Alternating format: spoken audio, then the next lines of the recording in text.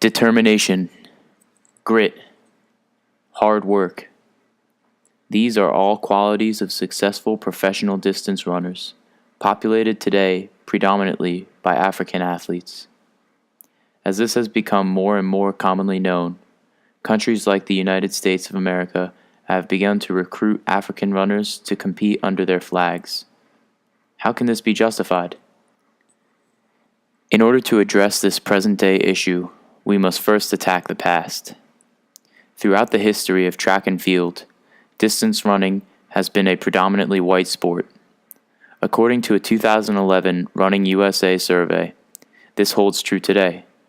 90.6% of long-distance runners in America were found to be Caucasian, compared to just 1.6% African American.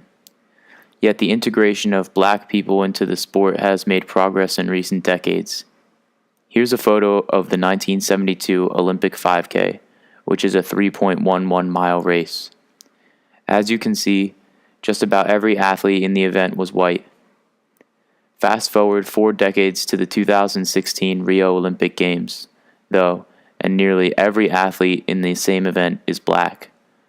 In fact, the top 44 fastest 5Ks of all time come from African athletes. The success of African runners has caught the attention of countries such as Great Britain and the United States, which prompts the question, is the recruitment of African athletes for competition for another nation justified? The answer is complicated and will be broken down in this video, but here's our stance with all things considered. Given Booker T. Washington's theory of independent growth within the black community, the recruitment of African athletes for professional competition is justified as it has initiated racial integration of distance running in the United States. The issue of race throughout track and field history has highlighted some recurring thematic cores. Lacking the support that white athletes are historically more likely to receive, black distance runners have displayed individual growth. Talent alone hasn't resulted in the racial integration of the sport, but also the superior work ethic displayed by black athletes throughout the years by necessity. Since the top coaches, teams, and equipment for distance runners went solely to white athletes for so many years, individual growth and motivation among African American runners was a driving factor behind the breakthroughs regarding the inequality in the sport here in the United States. Also, the concept of putting talent before race is a key development which allowed for such integration to progress. For years, white athletes were chosen over more talented African American athletes. Now that the speed of black distance runners is being recognized, not only are they being respected adequately for their talents, but they are being recruited from other countries to create a more competitive United States national team. Probably the best way to understand this recruitment process in America is to examine some successful examples. For instance, last summer, Paul Kelimo won a silver medal in the 5K at the Olympics, running for the United States. However, he lived the majority of his life in the Great Rift Valley of Kenya. This is a region known for producing the most successful distance runners in the world. In fact, 40% of distance world records are held by athletes who call this area home. As a standout runner at his high school in Kenya, Kelimo was on several universities' radars for recruitment, ultimately attending and running for a shorter university in Georgia and then later UNC Greensboro. However, unlike most of the Kenyan recruited athletes, he was given the opportunity to stay in America after college through the Army's World Class Athlete Program, also known as WCAP or WCAP. Essentially, the WCAP allows qualifying athletes from other countries to join the United States military in order to get expedited U.S. citizenship while training. In Kalimo's case, he joined the WCAP in 2014 and became a citizen in time to represent America at the Olympics, where he received the silver medal. Here is a post-race interview of Paul after he qualified to run for America in the Olympics. And when you enlisted in the Army, was this part of your Army career path, that you'd be an Olympian? Yes. Actually, my main goal was to represent the United States, and being an Olympian is the best way to represent the United States. And so as soon as I joined, I knew about WCAP, and that was the best program because I could do my career as a soldier and also focus on my talent. He clearly loves the U.S., and his plan from the start of joining the Army, like he said, was to compete for the U.S. in the Olympics. Later in the interview, he goes on to say this. When did you move to Portland and why? I moved to Portland and I moved to Portland like November 2014. 14. Okay. Yeah, my coach stays in Portland, and so that was the best. That was the best place I could be. Train at the Nike headquarters, and is that Ryan? Who's your coach? Dan Brown. Dan Brown. Yeah, right.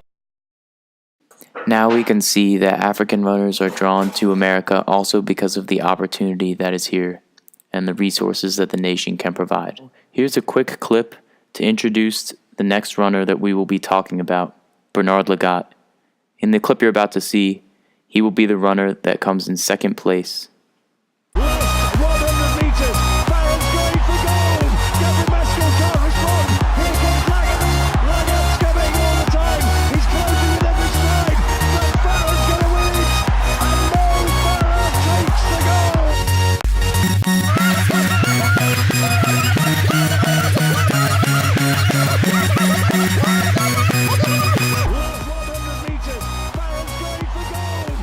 Notice how the runners who came in first and second, Bernard Lagat of the United States and Mo Farah of Great Britain, are the only two runners in the top pack of finishers not wearing the colors of an East African nation. Could this just be a coincidence? Well, no. Mo Farah is a Somalian-born runner, and Bernard Lagat, a Kenyan from the Great Rift Valley. Lagat actually competed for Kenya for 4 years, winning 2 gold medals, 3 silver, and 2 bronze for his native country in various track and field championships. He was then recruited to the American track team, where he won 4 more gold, 3 silver, and a bronze medal for the USA. There are also examples of overseas recruiting at the high school level right here in New Jersey. Since 2010, St. Benedict's Prep has recruited 3 strong runners from Kenya's Great Rift Valley: Ronald Kigan, Edwin Rudo, and most notably, Edward Cheserek. Kigan and Rudo both have very impressive times and have helped St. Benedict's track team immensely, while Cheserek is now the most dominant college runner in the nation, with 3 NCAA cross-country championships and countless track titles under his belt. However, the NJSIAA, which is the state-affiliated track league, has banned St. Benedict's from state-level competition because of the seemingly unfair style of recruitment. In spite of this, the influx of elite runners to the school program has made distance running a more popular sport at the school, and the rate at which people join the team is increasing. Most of the runners being black, which we believe to be a major bonus to this recruitment style. On the surface, one may initially say this must be cheating and taking advantage of African runners, right? Well, we don't think so. This is because the increased presence of world-class black athletes in competitive distance running has sparked a similar trend with less competitive runners. More and more African American high schoolers are choosing to run cross-country, and there are signs of racial progress with runners of an even younger age. For example, New York Road Runners has successfully encouraged young runners through programs in the New York City public schools with the goal of having a much more diverse sport in 10 years' time. 32% of the children in the program are African American. If similar programs are implemented throughout the country, the 1.6% of distance runners that are African American today could be closer to 30% 10 years from now. But perhaps the growing presence of black youth in distance and in distance running is partially due to an increased number of role models. According to Martin Beatty, head track and field coach at Middlebury College, running hasn't been as popular among black children because, quote, there's social pressure to play football and basketball, end quote. With the countless African American role models in both of these sports, this social pressure is understandable. But now that black runners like Paul Chelimo are winning Olympic medals for the United States, African American children are likely to be more inspired than ever to try out distance running. Breaking down age-old racial barriers. Booker T. Washington once said, "There are two ways of exerting one's strength. One is pushing down, and the other is pulling up." Booker T. Washington envisioned black integration into society very similarly to how black integration has occurred in distance running.